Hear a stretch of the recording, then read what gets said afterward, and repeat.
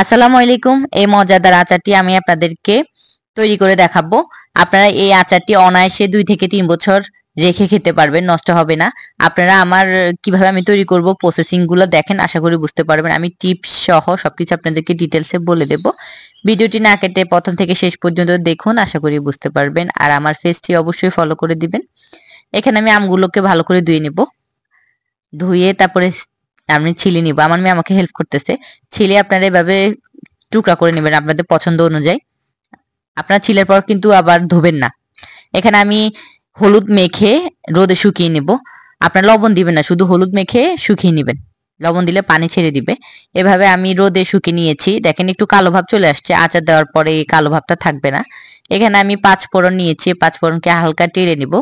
চুলার আঁচকে ডিম করে দিবেন। তেলে গুঁড়া করে নিব। আপনারা মুদি দোকান থেকে এই 5 ফোড়ন গুলা পেয়ে যাবেন। 20 থেকে 30 টাকার আনলে হবে। ভিডিওটি আসলে আমার বোনের জন্য করা। ও বলছে আমি কিভাবে আচার দিয়ে ওকে একটু দেখাইতাম। ওই জন্য দেখাইতে তো সময় হচ্ছে না। ওই জন্য আমি ভিডিওটা করে ফেসবুকে আপলোড করে দিয়েছি ও দেখার জন্য। তুই দেখে নিস আমি কিভাবে আচারটা বানিয়েছি। এখানে আমি রসুন বাটা, রসুনের সাথে একটু 5 ফোড়ন বেটে নিয়েছি। তারপরে আদা বাটা বেটে নিয়েছি। আপনারা চাইলে শুকনা মরিচও বেটে নিতে পারেন, টেস্ট আর ভালো আসবে। আমি গুঁড়া মরিচ দিব, ওই জন্য বাটি নাই। দেখেন এখানে আমি একটা পাতিলে সরিষার তেল ঢেলে নিব। আমি 1/2 লিটার মতো সরিষার তেল নিয়েছি। এখন আমি আমগুলোকে তেলের মধ্যে ছেড়ে দিব।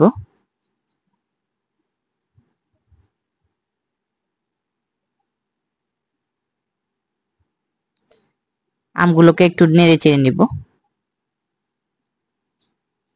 আমি রোদে শুকানোর কারণ হচ্ছে আমগুলো যেন আস্ত থাকে, ভেঙে না যায়। আপনারা চাইলে রোদে না শুকিয়ে এভাবে আচার দিতে পারেন, সমস্যা নাই। শুকানোর কারণ হচ্ছে আমগুলো যেন না ভেঙে যায়, আস্ত থাকে, তার জন্য।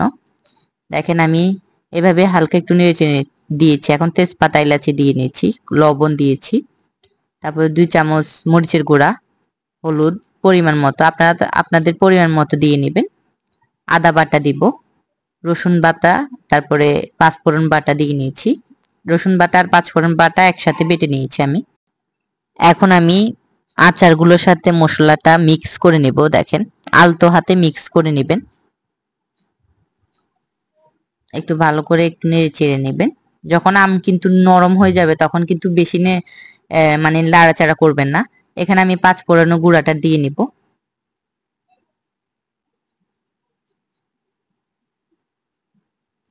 আর তারপর আমি চিনি দিয়ে নিতেছি। আমি বেশি করে চিনি দিতেছি কারণ আমার বাচ্চারা খাবে। আপনারা চাইলে কম দিতে পারেন। আর পরিমাণগুলো হবে আপনাদের আচার কতটুক, মানে আমের পরিমাণ কতটুক হবে। আমি এখানে 5 কেজি আমের আচার দিতেছি। দেখেন আমি একটু ভালো করে নেড়ে চেড়ে দিব। চুলার আঁচটা কিন্তু লো থাকবে, বেশি জোরে দিবেন না, তাহলে কিন্তু নিচে লেগে যাবে।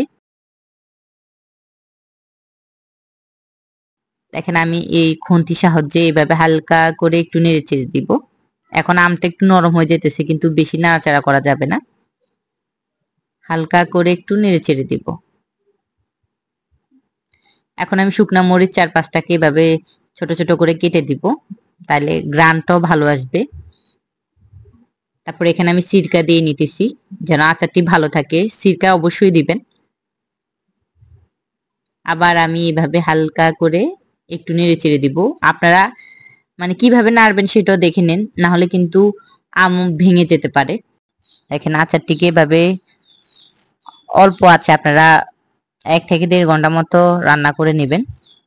তাহলে পানিগুলা কিন্তু শুকিয়ে যাবে, তাহলে আচার সহজে নষ্ট হবে না। কালারটা কত সুন্দর আসছে দেখেন। আমি কোনো রকম রং কোনো কিছু ইউজ করি নাই। একদম আচার থেকে তেলগুলা বের হয়ে গেছে। যখন এভাবে বের হয়ে যাবে তখন মনে করবেন যে আপনার আচারটা হয়ে গেছে। আর আপনাদের বন্ধুদের সাথে আমার ভিডিওটি শেয়ার করে দিবেন, তাহলে ওরাও দেখে উপকৃত হবে। দেখেন কালারটি কত সুন্দর আসছে। আপনারা এভাবে তৈরি করে নিলে আপনাদের আচার কখনোই নষ্ট হবে না। আর আপনারা অবশ্যই কাচের বয়মে রাখবেন। আচার ফ্রিজে রেখে দিবেন নরমালে। আপনার প্রায় 2 থেকে 3 বছর চলে যাবে, আচারের কোনো সমস্যা হবে না। আপনারা রেখে খেতে পারবেন। দেখেন আমি টেস্ট করে নিয়েছি, আপনারা লবণ তারপর চিনি ঠিক আছে কিনা দেখে নেবেন।